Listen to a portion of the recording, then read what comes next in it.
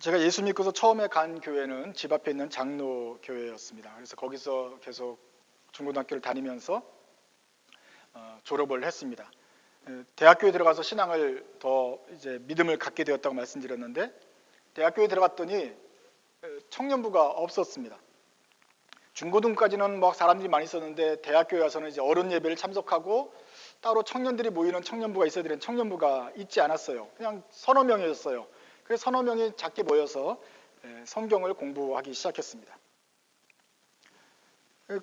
그렇게 1년, 2년을 공부하는 동안에 작은 무리였지만 그 성경 공부도 깊어지고 기도도 꾸준하게 하게 되었습니다. 나중에 3, 4년 지나서 후배들이 들어옵니다. 후배들이 많이 들어오니까 후배들의 좋은 모범이 되어서 잘 돌보아 주려고 애썼습니다. 그렇게 해서 한 열댓 명 정도가 계속 모여서 성경 공부도 하고 그랬던 것이죠. 그렇게 해서 아주 재밌는 그런 동역을 하고 있는 동안에 저희를 지도해 주던 목사님이 미국으로 유학을 가셨습니다. 그 남은 청년들을 이제 살펴야 되는데, 그때 마침 이제 새로운 목사님이 안 계셨던 상황이 되어서 그때 청년부에 가장 나이가 많았던 저하고 저희 아내가 청년부의 스텝으로 임명을 받아서 청년부를 지도하게 되었습니다. 그때 나이가 영국이 나이 정도 됐던 것 같아요. 잘 모르죠. 하지만 그래도 선배지 않습니까? 대학생들에게 1, 2년 선배는 큰 선배 노릇을 할 수 있으니까 그래서 했습니다. 청년부 간사가 되어 섬기고, 또 우리끼리 중심으로 토요 모임을 진행하고, 또 제가 모르지만 설교도 하고 이러면서 열심히 하려고 했어요. 그래서 은혜는 넘쳤다고 생각을 했는데 실제로는 위기 상황이었습니다. 그래서 이제 주일 예배를 마치고 나서 이래서는 안 되겠다. 우리끼리 모여 있는 상황에서 참 위기다. 어떻게 할 것인가 하면서 기도를 하기 시작했습니다. 기도 모임을 좀 갖자. 몇 명이라도 모여서 예배 끝나고 기도를 하자 그랬는데, 놀랍게도 거의 모든 청년부 회원들이 다 모였습니다. 보통 기도 모임 하자 그러면 이제 몇 명 안 모이거든요. 보통 교회에도 새벽 기도 나오는 분들은 전체 교인의 10%가 안 된다고 말을 하던데, 청년부도 마찬가지입니다. 모여서 뭐 할까요? 뭐 MT를 가는 것도 아니고 기도를 하자.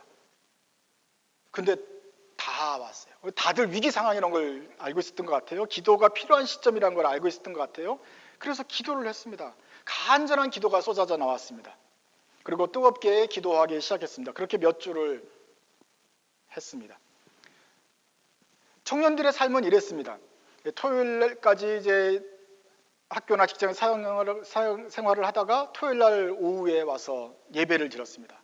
예배를 드리고 성경 공부도 하고 후배들도 가르치고 그렇게 하다가, 그 다음날 집에 가서 토요일 밤을 맞고 주일날 아침에는 일찍 와서 중고등부든지 주일학교든지 선생님이 되어서 또 한참 가르치고, 그 다음에 오후 11시에는 어른들 예배에 참석해서 목사님하고 같이 설교를 듣고,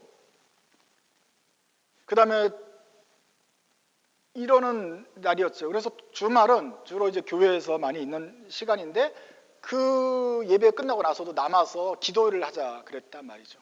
그럼 피곤할 거 아닙니까? 그런데 피곤하지 않아졌어요. 점점점 기도를 계속하게 되었어요. 그 열댓 명이 계속 뜨겁게 기도하니까, 보통 이제 청년부에도 겉돌던 청년들, 이름만 걸어놓고 나오지 않은 청년들도 갑자기 그 소리를 듣고서 쟤네들 뭐 하냐? 그래서 뭐가 재밌는 게 있나 보다 하고서 또 나오기 시작했어요. 그래서 기도 모임이 점점 사람이 많아졌어요.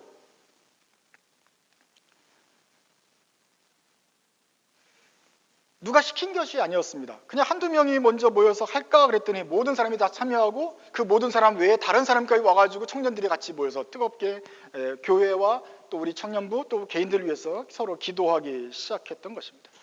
그런데 그 기도가 뜨겁고 우리가 피곤을 못 느꼈어요. 성령의 역사였던 것 같습니다. 그래서 자기 청년부가 뜨거우니까 평소에 알고 있던 자기 친구들도 청년부로 불러오고, 또 안 나오던 사람들도, 겉돌던 사람들도 들어오고 해서 청년부가 더 기도 모임 하면서 더 많아졌어요. 어떤 영혼의 봄날이 찾아올 수 있습니다. 개인의 어떤 뜨거운 시절도 있을 수 있어요. 그런데 한 사람이 뜨거웠다가 또 이렇게 식었다가 다시 또 올라가는 그런 이렇게 리듬이 있을 수 있는데, 그 모임에 있는 사람들 전체가 다 같이 어떤 영적인 고양 상태에 이르렀을 때 이것을 우리가 부흥이라고 말할 수 있습니다. 그렇다면 그때 1994년도 잠실에 있던 어떤 작은 청년부, 교회 청년부에서는 부흥이 일어난 것입니다. 시키지도 않았는데, 하라고 하지도 않았는데 그 기도회를 자기네끼리 스스로 해서 아예 그냥 한참 동안 기도하고 그 피곤한 몸을 이끌고 기도한 다음에 그리고 주일날 오후 4시, 5시쯤 돼서 간단 말이죠. 평상시에는 아침 예배, 아침에 주일학교 오고 저녁 어른 예배까지 드리고 나면 몸이 파김치가 됐던 청년들입니다. 그런데 그때는 더 이상 힘들지 않게 되었어요. 다 같이 힘들지 않고 더 남아서 기도할 만한 힘을 성령께서 주셨던 것 같습니다. 하루 종일 교회에서 사냐 하는 말이 바로 그런 것이었습니다. 그런데 이제 성령이 또 민감해지다 보니까 누가 또 지나가는 말로 이런 말을 했어요. 야, 청년들은 왜 근데 저녁 예배는 안 나오냐? 보통 청년들은 저녁 예배 안 나오죠. 보통 권사님들만 모이시는 것 같은데 갑자기 누가 그런 말을 했는데 스쳐 지나가는 말이고 평상시엔 듣지 않을 말인데 그 청년들이 뜨거웠던 청년들이라서 그런지 갑자기 그 말이 꽂혔어요. 그래. 우리는 왜 저녁 예배를 나가지 않지? 왜 저녁 예배 때 말씀을 더 사모해야 되지 않지? 그리고 본인이 오전 예배 드리고 기도 모임까지 하니까 조금만 더 있으면 저녁 예배 시간이니까 어차피 기다렸다 가면 되는 거지 하면서 다 같이 청년부 저녁 예배에 나오기 시작했어요. 그래서 어른들이 이렇게 있고 또 거반이 또 청년부들이 또 다 남아서 예배를 드리기 시작했다는 것입니다. 하루 종일 교회에 있으려니까 배가 고프지 않겠어요? 그래서 그 다음 날부터는 교회에 도시락을 싸우기 시작했습니다. 그래서 다 같이 주일날에 도시락을 싸가지고 점심때 그걸 먹어가면서 또 기도면 하고 저녁 예배까지 남아야 되니까 그렇게 해서 지내기 시작했어요. 근데 청년들이 그렇게 열심히 하는 걸 보고서 이제 교회도 알게 되었습니다. 그래서 교회에서 결정한 것은 청년들에게 주일날 밥을 사주자. 그래서 도시락 싸우지 마라. 우리가 밥을 주겠다. 그래서 교회에서 밥을 얻어가면서까지 예배드리고 기도하는 그런 시절이 있었다 하는 것입니다. 그렇게 교회에서 살다시피 하면서 기도하면서 봉사하는 청년들 있었던 것입니다. 1994년도 가을에 그런 일들이 일어났습니다. 그때를 생각하면 그렇게도 가능하구나 하는 어떤 영혼의 봄날 같은 그런 시간이었습니다. 그런데 왜 그때 그러한 일이 각별한 성령의 역사가 있었느냐? 그때가 교회적으로 보면 굉장히 어려운 시간이었어요. 사실은 가장 어려운 시간 중에 하나였습니다. 우리 그 교회가 가락시장 쪽에 있다가 문정동 쪽으로 이사를 하려는 때였어요. 건축을 하는 중이었어요. 그래서 건축을 아무 문제가 없으면 3개월이나 6개월이면 다 지어줄 수 있겠지요. 근데 보통 건축을 하면 문제가 생깁니다. 문제가 생겨서 이것은 1년이고 2년이고 건축이 진행이 되질 않아요. 그런 상황 속에서 남아있던 성도들은 나는 그쪽에 이사를 못 가는 성도들은 갈 사람은 가고 전도는 안 되고 더 이상 이사 갈 교회니까 이러면서 점점 교인들은 줄어들게 됩니다. 3, 400명 되던 교인들이 점점 이제 줄어들어서 100명 정도만 남아있어요. 그러니 교회적으로는 가장 연약했던 시점이었던 것 같습니다. 바로 그때 성령의 역사가 뜻하지 않은 곳에서 청년부 회원들에게 임했던 것입니다. 그것은 사람의 얼굴만 봐도 알 수 있어요. 그 사람들의 기도가 진심인지 그냥 억지로 하는 것인지. 근데 청년부 전체 회원들에게 그런 성령의 은혜가 있었다. 그리고 저도 그때 이제 신학교에 가지 않겠냐 하는 말씀을 들었고 소명을 받았습니다. 신학교에 그냥 아무나 가는 게 아니라 또 공부를 해야 가는데 늦게 부르심을 받아서 부랴부랴 벼락치기로 2달간 공부를 했습니다. 붙었겠습니까? 붙어서 지금 이러고 있죠.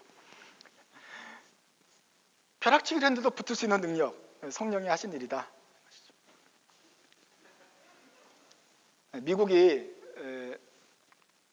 미국에도 그런 부흥의 역사가 있었습니다. 우리 교회사를 보면은 교회에 하나님의 그런 부흥을 주시는 일들이 있습니다. 은혜가 폭포수처럼 임하는 어떤 이상한 시즌들이 있는 것입니다. 미국에 보면 미국 독립되기 직전에 매사추세츠의 한 교회에 성령의 불이 떨어졌습니다. 성령의 불이 떨어질 것 같으면 막 목사님이 막 여러분 막 이래야 될 것 같은데 그 목사님은 신학적인 깊이가 깊으신 분이었고 설교는 길고 어려웠고 직설적이었습니다. 평소 같으면 그 사람 설교를 듣지 않았을 것입니다. 그런데 고리타분한 그냥 청교도 교회였을 것입니다. 그런데 사람들이 갑자기 그 말씀을 제대로 받기 시작했어요. 진심으로 듣기 시작했습니다. 그분의 설교가 아직도 남아있는데, 진노하신 하나님의 손안에 붙들린 죄인, 하나님이 여러분을 향하여 진노하고 있다, 죄인들을 향하여 진노하고 있다, 이 하나님의 손안에 있는 죄인은 얼마나 그 결과가 어떻겠느냐, 지옥일 것이다, 뭐 이런 거 아니겠습니까? 재미없는 설교예요. 인기가 없는 설교예요. 그런데 사람들이, 죄인들이 그 말을 듣고 마음에 찔렸습니다. 그래서 돌아왔습니다. 심지어는 그 목사님의 설교에서 얼마나 은혜를 받았는지 그냥 목사님이 메소포타미아만 해도 그냥 사람들이 울기 시작했다고 한다고 그래요. 그리고서 이 마을뿐만 아니라 그 식민지에 있는 전체에 부흥의 열기가 불었습니다. 이게 조나단 에드워드를 중심으로 한 제1차 대각성 운동이었습니다. 조지 휘필드도 그때 설교를 했는데, 보통 설교하면 막 사람들이 뒤집어지고 통회하고 돌아오는데, 이 보통 교회가 감당을 못하니까 천막을 치고 모이는데 보통 10,000명, 20,000명이 들었다고 합니다. 마이크도 없던 시절에 그렇게 복음을 외쳤고, 그 불편함을 감사하고도 들으면서도 사람들이 변화하는 시절이 식민지 전체에 불어닥쳤습니다. 그래서 독립운동을 하면서 미국이 독립을 하게 된 어떤 계기도 되었다고 하는 것이죠. 그렇지만 이제 그 다음에 그 1차 대각성 운동은 그 부흥이 계속되지 않고 부흥은 열기가 사라지는 때가 옵니다. 다시 사람들 안에는 불평이 나오고 투정이 나오고, 결국 조나단 에드워드 목사님은 그 교회에서 쫓겨나기도 합니다. 그 위대하신 인물이 그 교회에서 쫓겨나기도 해요.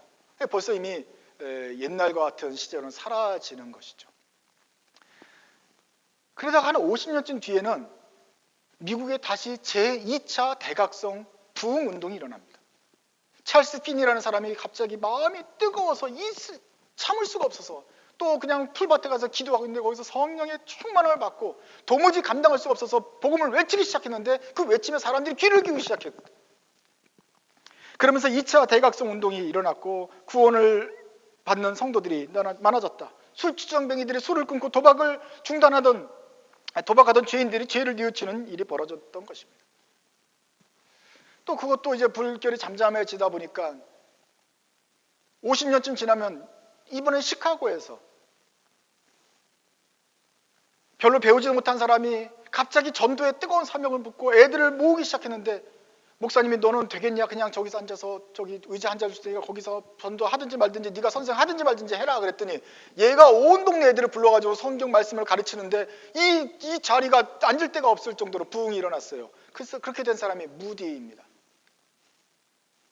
그 무디가 전 미국을 흔드는 부흥사가 되어서 사람들을 깨우치게 되었어요. 또 한 세대가 지날 무렵 되어가지고는 성령님께서 젊은이들에게 역사를 하셨습니다. 갑자기 대학을 졸업하고 전도 유명한 젊은이들이 복음을 전하겠다는 생각이 들기 시작하는 거예요. 그때는 1800년도에서 1900년도로 넘어가는 시점이었습니다. 전기기관이 발견됐고 전기선이 발달해서 전 세계로 뻗어나가는 배편이 마련되었고, 좀 있으면 비행기가 만들어지고 전기가 만들어지고 모르스 부호가 생기고 통신이 되면서 전 세계가 이제 하나가 되는 그런 시점이었어요. 그럴 때 젊은이들의 마음속에는 어떤 것이 있었느냐면, 온 세계의 복음이 땅끝까지 전파될 것이다. 그런 다음에 주님이 오신다는데 지금은야말로 복음이 땅끝까지 전파될 것이 아니냐. 야, 우리가 좀 주님이 빨리 오시도록 돕자. 우리가 땅끝까지 나가서 복음을 전하자. 우리 세대 안에, 우리 그 사람들의 신앙이 잘된 건지 모르겠지만 우리 세대 안에 주님이 오실 그 기반을 다 마련해 놓자. 우리가 땅끝까지 가서 복음을 전하자. 이런 마음들이 번졌습니다. 그래서 그들이 기도하고 선교사로 자원해서 나가면서 미국이 선교하는 나라가 되었는데, 그 중에 한 사람은 그때 잘 알려지지 않았고 그때까지 문이 닫혀있던 조선이라는 나라에 마음이 꽂혔습니다. 그리고 길을 찾아서 온 사람이 바로 언더우드가 1884년에 미국에서 한국으로 들어오게 된 것입니다.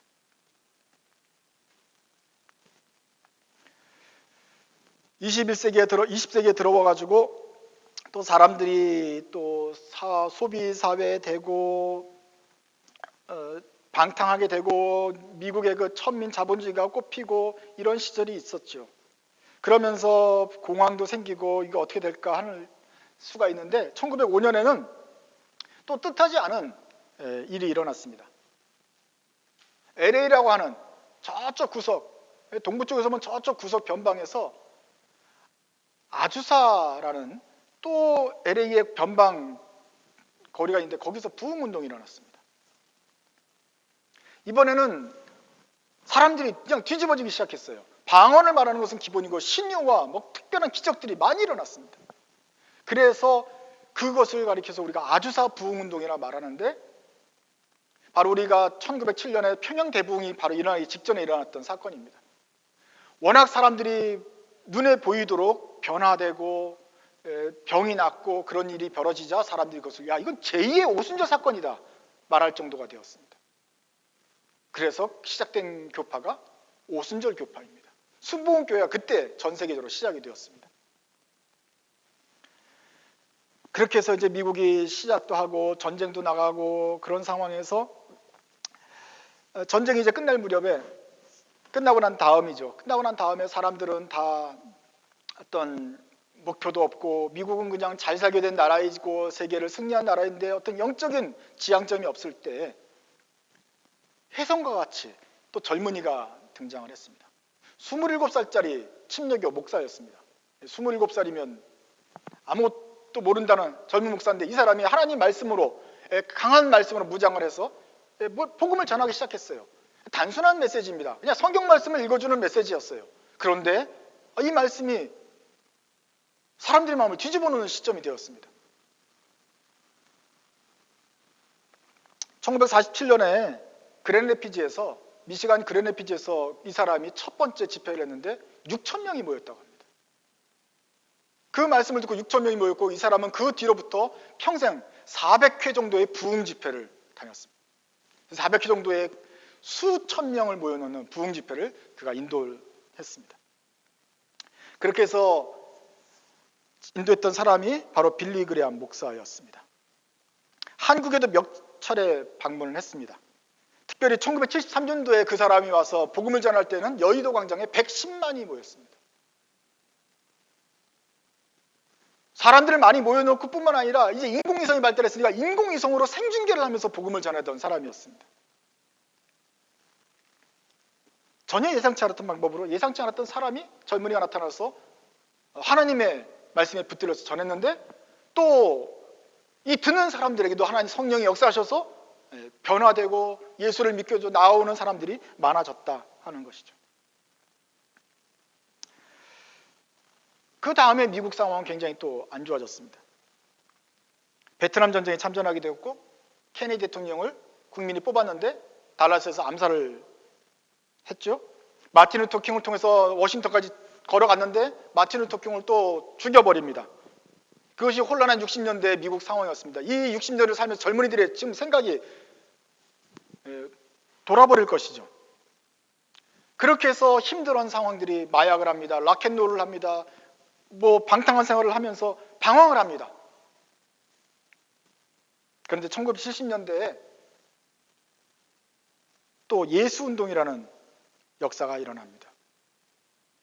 그 마약을 하는 히피들 가운데서 회심하는 일이 벌어졌습니다. 그러면서 다 주님께 다시 돌아오는 운동이 일어나는데 그것을 가리켜서 예수운동이라 말합니다. 받아줄 만한 교회도 없고 침례당도 없으니 어떻게 할 것이냐. 그냥 태평양 바닷가에 나가서 거기서 세례 주자. 앉았다 일어나면 그냥 세례가 되니까 거기서 세례를 받고 그 짠물에서 구원받는 기쁨을 누리고 마약을 끊고 돌아와서 찬송을 하면서 보통 기타는 기본으로 치니까 이 기타를 치면서 또 하나님께 복음을 전하는 일들이 일어났다. 미국이 하나님이 쓰시는 특별한 나라라고 믿지는 않습니다. 모든 나라에 모든 하나님의 역사가 있습니다. 모든 열방으로 사랑하시죠. 그런데 미국 교회사를 보면 특별한 면은 있다. 특별한 면은 있다. 무슨 말이냐면 부흥이 있고 이게 사라질만 하면 또 어디선가 뭔가 부흥의 물결이 나오고 사라질만 하면 뭔가 또 다른 일이 일어나고 해서 몇 차례의 부흥이 계속해서 되면서 미국의 그 기독교를 지탱하고 있다. 그러면서 세계의 어떤 영적인 어떤 공급원이 되고 있는 것을 우리가 보게 됩니다. 부흥이 많이 있었지만 또 부흥이 혼란한 시절이 있었고 침체되는 시절이 있었어. 침체될만 하면, 정말 어려워질만 하면 또다시 부흥이 일어나서 새로운 물을 언제든지 주곤 했었다. 요즘 미국 교회가 예전만 같지 못하다. 젊은이들이 교회를 떠난다고 합니다. 미국 교회가 상황이 좋지 않습니다. 그렇기 때문에 저는 다시 생각합니다. 혹시 이제는 어디선가 또 다른 부흥이 시작되지 않을까? 하나님께서 또다시 어떤 물결을 시작하셔서 우리에게 영혼을 새롭게 하시는 그런 일을 벌이시진 않을까 하는 기대를 하게 됩니다. 그런데 지난주에 말씀드렸던 것처럼 성령은 바람처럼 그렇게 급하고 강한 바람 같은 소리와 함께 우리에게 오십니다. 성령은 우리가 주장할 수 없고 우리가 조작할 수가 없고 성령께서 오시고 싶은 대로 바람처럼 우리에게 임하시는 분입니다. 미국에 있는 대각성 운동, 또 한국에 있던 평양 대부흥, 어떤 신령한 역사들도 다 같이 바람처럼 하나님의 정하신 때에 온 것입니다. 바람처럼 왔다가 바람처럼 사라집니다. 이것이 밀물과 썰물이라고 하면 밀물처럼 어느 순간에 왔다가 또 썰물처럼 나가는 때가 있습니다. 부흥은이야말로 우리 교회에 꼭 필요한 요소입니다. 오순절 부흥을 통해서 교회가 시작되었고 하나님이 그 때마다 성령의 역사로 교회를 지탱해가고 계십니다.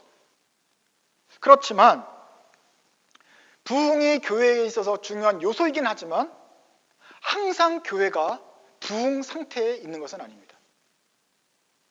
오순절이 교회를 시작하게 만들었지만 항상 교회가 오순절과 같은 상태가 되는 것이 야만 교회가 된다라고 하는 것이 아닙니다. 우리가 늘 성령께서 계시고 성령이 우리 안에 계시지만 우리가 늘 성령으로 충만해서 영적인 화물경에 빠져서 살아야 되는 것이 아니라고 하는 것입니다. 그때 청년부에서 그 기가 막힌 부흥이 있었는데 그것이 6개월 동안 계속되었습니다. 그러다 6개월 지나면서 조금씩 그 열기가 사라지기 시작했습니다. 그 겉돌던 청년들도 막 돌아오기 시작했다 그랬잖아요. 그 겉돌던 청년들은 성경 공부를 평상시에 안 했기 때문에 결국은 1년 뒤에는 문제를 일으키기 시작했습니다. 그래서 성경 말씀은 모르면서 믿음은 없으면서 그냥 성령부에 와가지고 사람들이 으쌰으쌰 하는 것 같으니까 뭔가 자기도 해보려고 하는 그런 정치를 하기 시작했습니다. 갑자기 소용들에 휩싸이기 시작됐죠. 과연 성령님은 어디 계신가?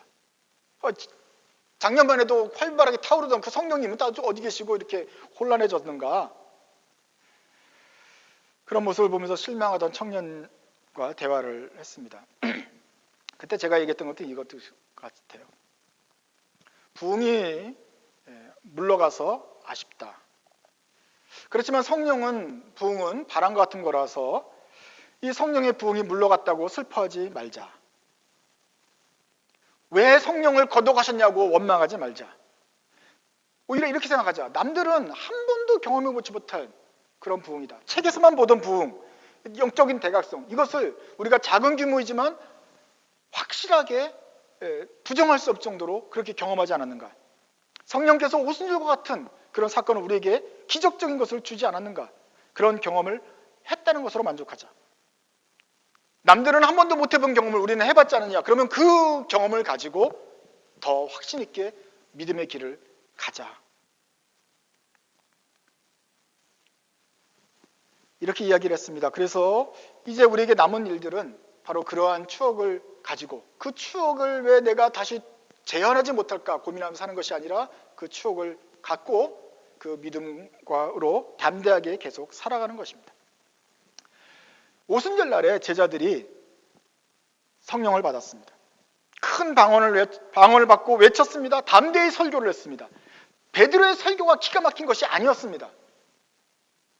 예수가 하나님의 아들이었는데 너네가 죽였다.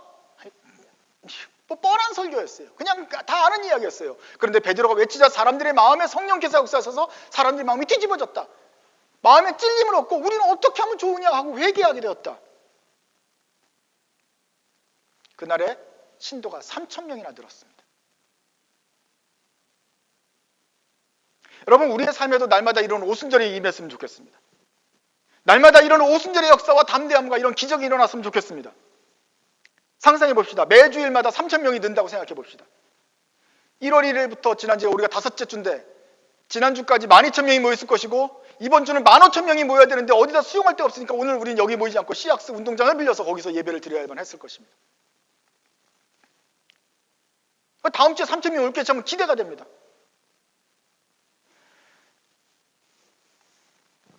그렇지만 성령께서는 그렇게 역사하지 않습니다.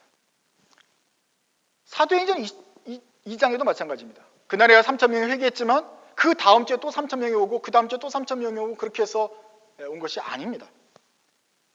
제자들에게도 성경 전체 역사에도 성령께서는 오순절과 같은 강력한 역사를 하시고 또 중간중간에 안진병도 일으키고 또 여러 가지 일도 하시지만 성경 역사 전체에 오순절은 두 번 다시 일어나지 않았습니다.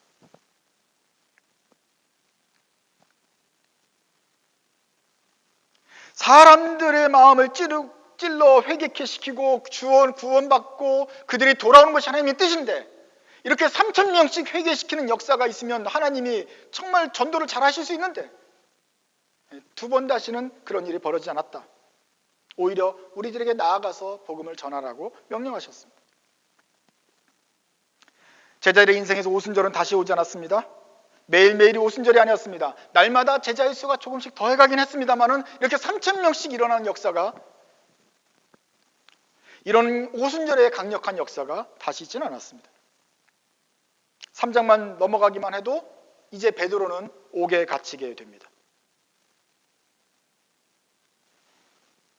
성령의 능력으로 세상이 다 변화된 것이 아니었습니다. 현실은 그대로 있습니다. 오순절 이후 제자들은 옥에 갇혔습니다. 매를 맞았습니다. 끼리 서로 안에서 갈등하고 회의를 했습니다. 서로 꾸짖기도 하면서 서로 성장하고 아니면 때로는 갈라서기도 했습니다. 세상으로 떠나는 배신자도 생겼습니다. 돌아다니면서 폐를 끼치는 거짓 교사들도 있었습니다. 그럼에도 불구하고 성령의 은혜 가운데 교회가 조금씩 성장하고 복음은 전해졌고 온 세계로 확산되었습니다. 중요한 것은 교회 역사상 단 한 번 있는 오순절이 내게도 또 일어나기를 기도하는 것이 아니고 그 오순절의 사건을 경험하고 기억하고 믿는 사람들은 이제 그 믿음 안에서 담대해진 제자들이 점점 세상에 나가서 복음을 전하는 것이었습니다. 주와 함께 고난을 받기로 작정하고 그 주 안에 거하면서 끝까지 신실하게 주님을 따라가는 것입니다. 설사 그 다음에 순교를 당한 일이 있더라도 우리 안에 계신 성령님을 배반하지 않고 그와 함께 걸어가는 것입니다. 오순절에만 사는 것이 아니라 오순절이 끝난 다음에 또 신실하게 살아가는 삶입니다. 제자들은 그렇게 해서 하나님이 기쁘시게 할 만한 삶을 살아갔습니다. 사도행전 오순절 이후에 어떤 일이 일어났는지 사도행전 2장에서 보여줍니다. 베드로가 이렇게 이 말에도 많은 말로 권면하고 비뚤어진 세대에서 구원을 받으라고 그들에게 권하였습니다. 40절입니다. 그의 말을 받아들인 사람들은 세례를 받았습니다. 이렇게 해서 그날의 신도의 수가 약 3,000명이나 늘어났습니다. 42절 읽겠습니다. 시작. 그들은 사도들의 가르침에 몰두하며 서로 사귀는 일과 빵을 떼는 일과 기도에 힘썼다. 이 사람들은 이제 더 이상 오순절을 또다시 재현하기를 기도하는 것이 아니라 평상시처럼 모여서 함께 지내며 사도들의 가르침에 몰두하며 사귀는 일과 빵을 떼는 일과 기도에 힘썼습니다. 46절 한번 보시죠. 읽겠습니다. 시작. 그리고 날마다 한 마음으로 성전에 열심히 모이고 집집이 돌아가면서 빵을 떼며 순전한 마음으로 기쁘게 음식을 먹고 하나님을 찬양하였다. 물론 43절부터는 또 다른 이야기도 나옵니다. 모두에게 두려운 마음이 생기고 사도들과 통하여 놀라운 일과 표징이 많이 일어났고 그러자 모든 사람들이 믿는 사람들이 모두 함께 지내고 모든 것을 공동으로 소유하며 재산과 소유를 팔아서 모든 가난한 사람이 필요든 나눠주는 일들이 일어났습니다. 사실 이것은 그리스도인들이 지향해야 할 바이긴 하지만 현실적으로는 좀 어렵습니다. 어떻게 지금 당장 모든 것을 팔아서 공동으로 소유하고 나눠주겠습니까? 그렇지만 우리가 따라할 수 있는 것들은 있습니다. 46절이죠. 날마다 한 마음으로 성전에 열심히 모이고 집집이 돌아가면서 빵을 떼며 지금 우리가 하고 있는 것이죠. 순전한 마음으로 기쁘게 음식을 먹고 음식을 기쁘게 먹는 것 할 수 있습니까? 없습니까? 불평하지 않고 기쁘게 먹어주는 것 할 수 있단 말이에요. 그래서 하나님을 찬양하는 일, 이런 일들은 우리가 지금도 은혜 가운데서 믿음으로 할 수 있는 일이다. 이렇게 날마다 모이고 말씀에 몰두하고 서로 사귀고 사랑하며 빵을 떼고 기도에 전무할 때 사람들이 그들에게 호감을 산다. 사람들에게서 호감을 사고 사람들이 그들을 기쁘게 여긴다. 그 결과 주님께서 구원받는 사람을 날마다 더해 주신다. 여기서 구원받는 사람들은 오순절의 강력한 역사로 구원받는 사람들이 아니라 그 뒤에 3,000명 뒤에 나온 사람들은 이들의 행동을 보면서 호감을 갖고 하나님께 나오게 되었다 하는 것이죠.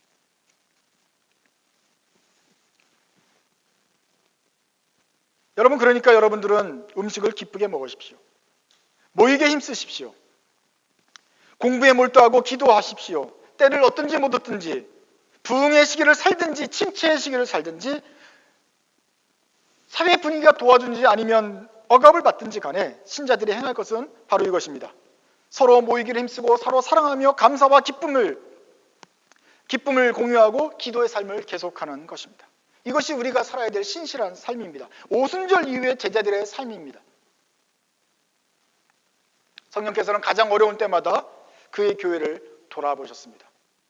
평상시에는 이렇게 떡을 떼며 서로 살아가기를 하시다가도 정말 어려울 때는 베드로가 감옥에 갇혀서 정말 그렇게 어려울 때에는 성령의 역사가 나타나셔서 천사를 보내어서 감옥을 열게 하시고 그를 석방시킨다든지 하는 역사들을 보여주셨습니다. 우리도 가장 어려울 때에는 성령이 개입하실 것입니다. 그러나 평상시에는 우리가 날마다 떡을 떼며 서로 사랑하고 기쁨으로 음식 먹고 사람들에게 호감을 사기를 원하십니다.